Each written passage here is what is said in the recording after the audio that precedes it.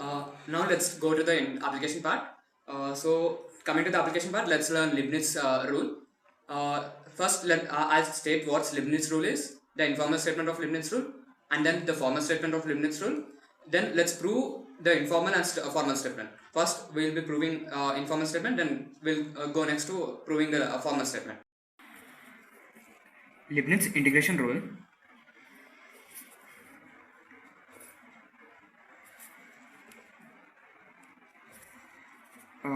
states informally that d by dx of integral of y0 y1 f of x comma y dy is equal to integration of y0 y1 of partial derivative of f of x comma y with respect to dou x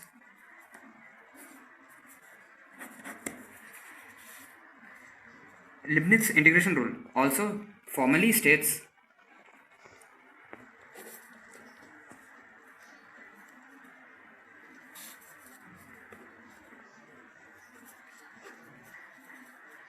differentiation of integration of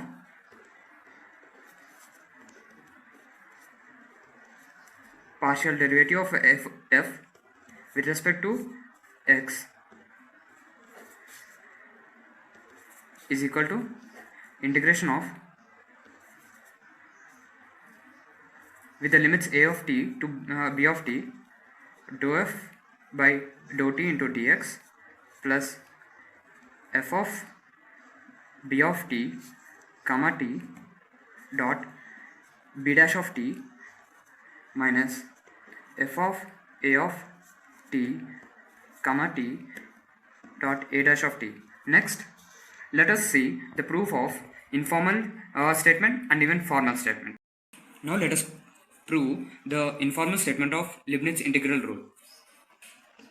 That is d by dt of integral of f of t comma x in the limits of a to b dx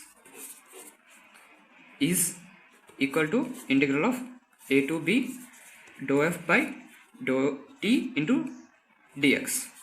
So take the LHS and now let's look this graphically. Suppose we have a graph for f of x something like this. So the graph of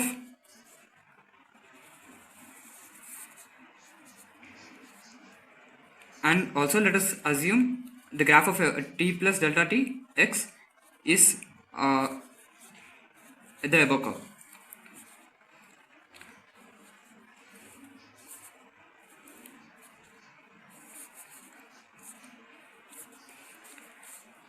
And let us take the graph and the area below f of x in between a and b, and similarly let us take the area below f of t plus delta t comma x under under the limits of a comma b.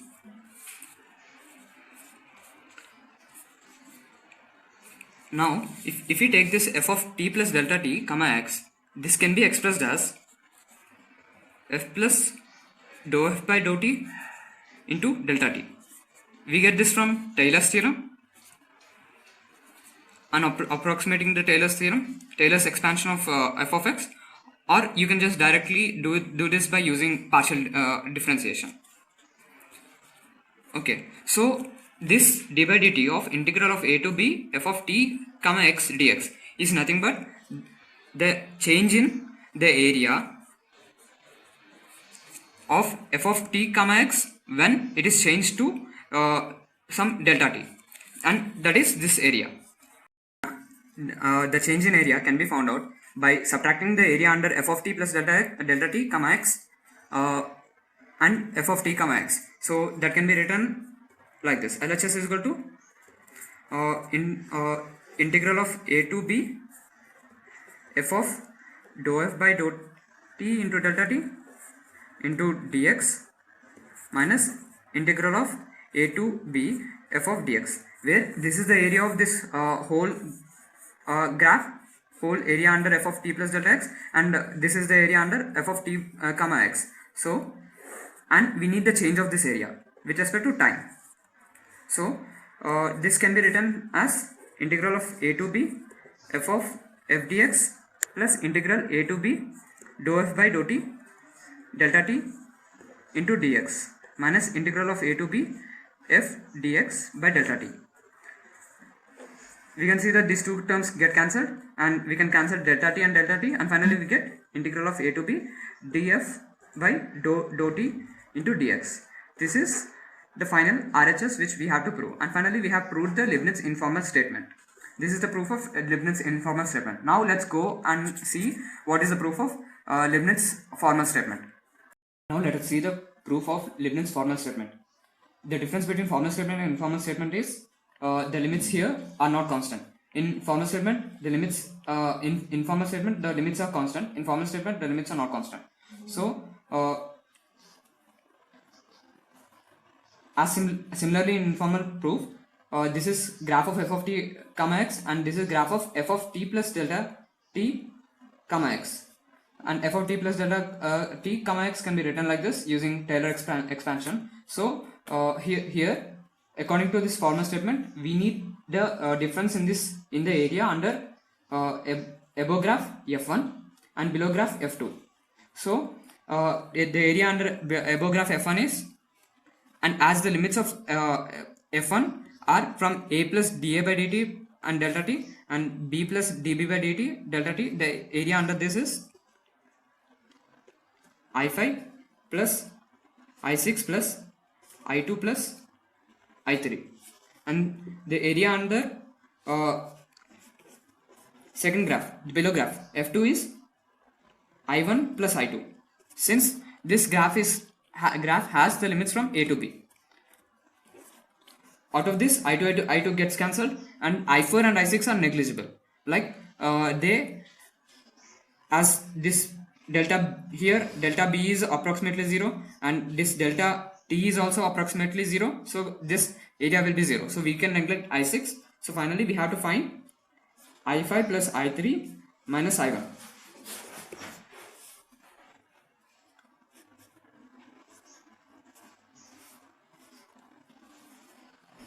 Now area under above graph f1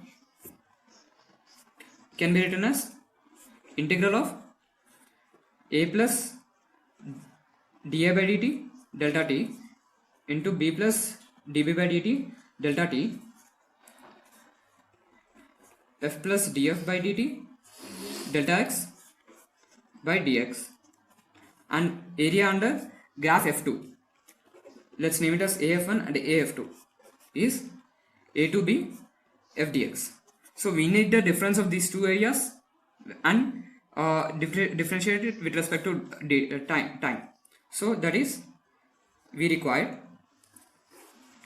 integ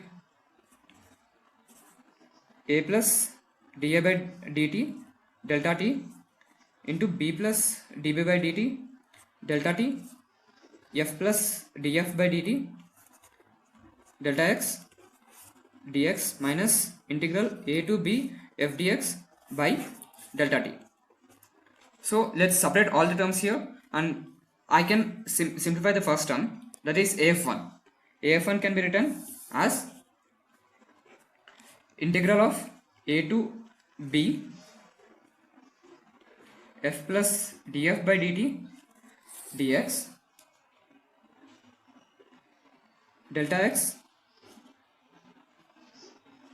dx minus integral f plus dou f by dou t dou x into delta t integral dx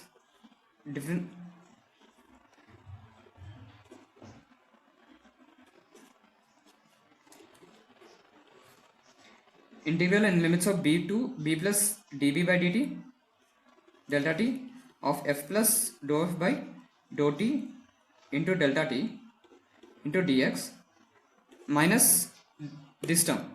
So I am doing here AF minus AF2, that is f dx by delta t, that is equal to delta t. So again separating all these terms, like I'll separate f and df by delta t, and here f and df by dx. So we get this as, this is equal to integral a to b f dx plus a to b dou f by dou t dx delta t minus integral a to a plus dA by dt delta t f dx minus integral a to a plus dA by dt delta t dou f by dou t delta t dx plus integral b to b plus dB by dt delta t f dt plus integral b to b plus dV by dt into delta t dou f by dou t into delta t dx minus integral a to b f dx by whole divided by delta t. So here we could see that f dx and f dx are similar, and coming to other terms,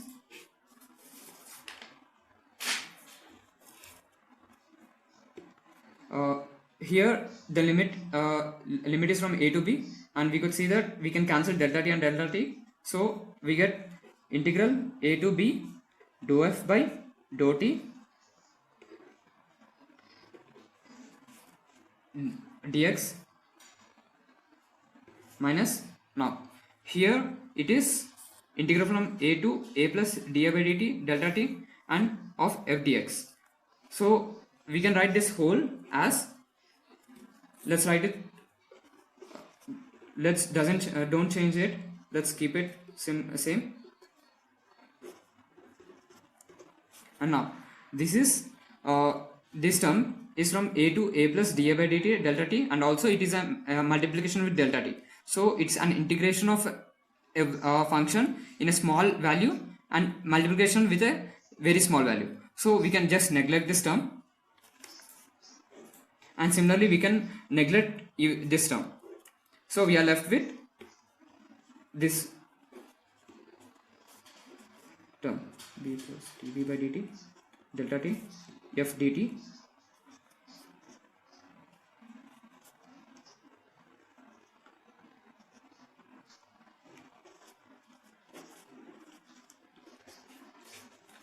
here it is dx. And now here if you observe this part, we could write the let's write it similarly dou f by dou t dx, and this term can be written as f of a comma t dA by dt into delta t by delta t, and similarly this term can be written as f of b comma t plus dV by dt delta t by delta t plus. Here it is plus and here it is plus. So how can we write this whole term as like this? If you observe, this integration is in a small limit from a to a plus dA by dt delta t. So let's assume that f is constant in this area, and that's and the value of f is f a comma t. So and we are integrating it in limit a to a plus dA by dt, and so we can directly write dA by dt here into delta t and the other term delta t, and similarly we can write this third term here delta t and delta t gets cancelled. So finally we got the formal statement of Leibniz integration rule, that is dx minus f of a comma t into dA by dt plus f of b comma t into dB by dt. This is equal to integral of d by dt of integral of a to b f of x comma t dt.